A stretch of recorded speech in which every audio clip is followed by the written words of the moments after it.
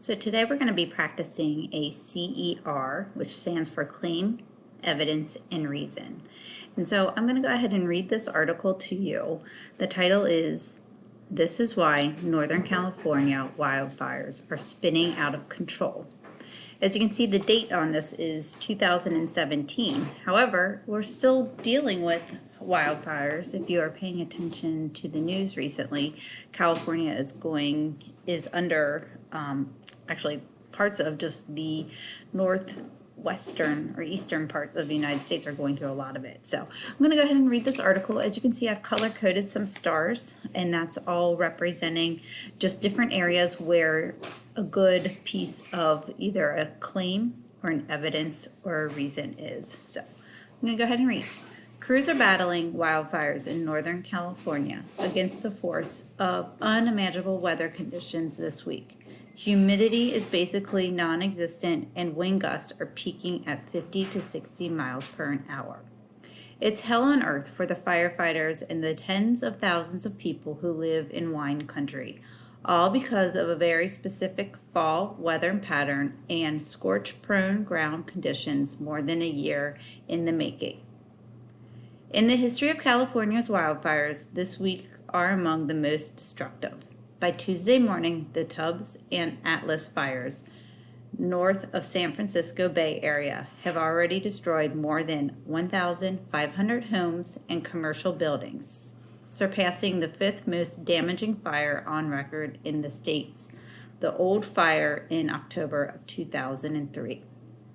The most damaging fire on record in the countries affected this week, Napa, Sonoma, and the Lake, came just 2 years ago in 2015 with the Valley Fire, which destroyed 1,955 structures, according to CAL FIRE.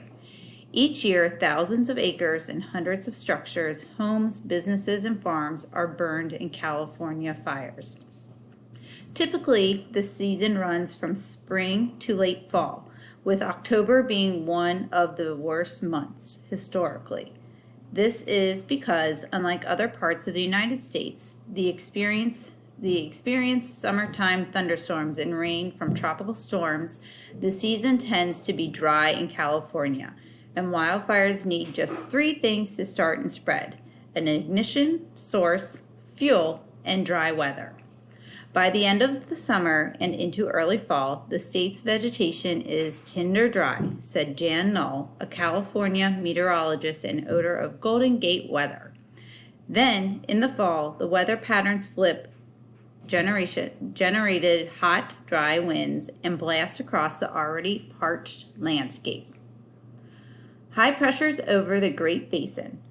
A big ridge of high pressure is lingering just east of California this month, and the winds blow from high pressure to low pressure. When a big high sets up over the Great Basin, which basically encompasses all of Nevada and half of Utah, air flows east to west in California, which just happens to be from high elevation to low elevation.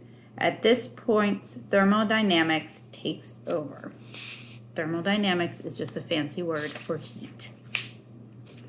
Downslope winds, I should keep where I'm at here, sorry.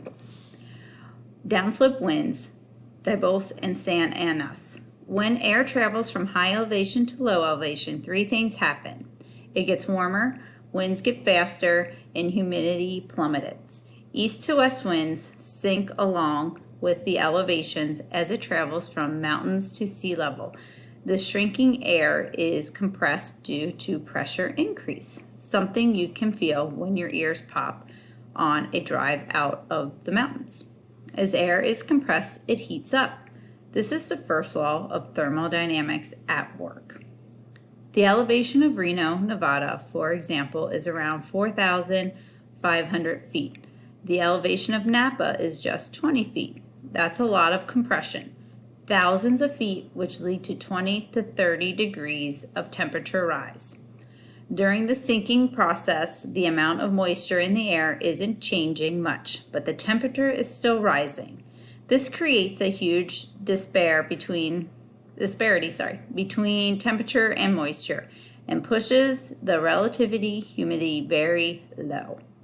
The wind itself also gets faster as it compresses, forced over mountains and pushed along the canyon. It's why 70-mile-per-hour wind gusts are possible on a sunny, warm day, like the Bay Area experienced on Monday. Lots of rain last winter equals more wildfire fuel. This seems counterintuitive, since rain should suppress wildfire. But from October 2016 to May 2017, record amounts of rain fell in the northern Sierra Mountain region, prompting grass, bush, and trees to grow like they haven't been able in decades. The new growth is now serving as a fuel for the fire season, made worse by 5 months in a row of extremely dry weather. 5 months of historically hot, dry weather. Like the pendulum swinging from one extreme to the other, a historic dry spell began after months of unpredictable rainfall. California Mediterranean climate makes it unique, Null said. Unlike other regions, our warmest month coincide with our driest. While this trends to be true each year, the contrast was even more stark this summer. Beginning in May, precipitation all but ceased. Since early July, the region has seen less than 25% of its average rainfall, and in early September, new all-time temperature records were set in the Bay Area, which drive vegetation out further. San Francisco set a record of its 150-year of date when it hit 106 degrees in September 1st. I think that was just surpassed this past week. Sorry, that's a side note. All-time hot records were set in Salines and King counties too.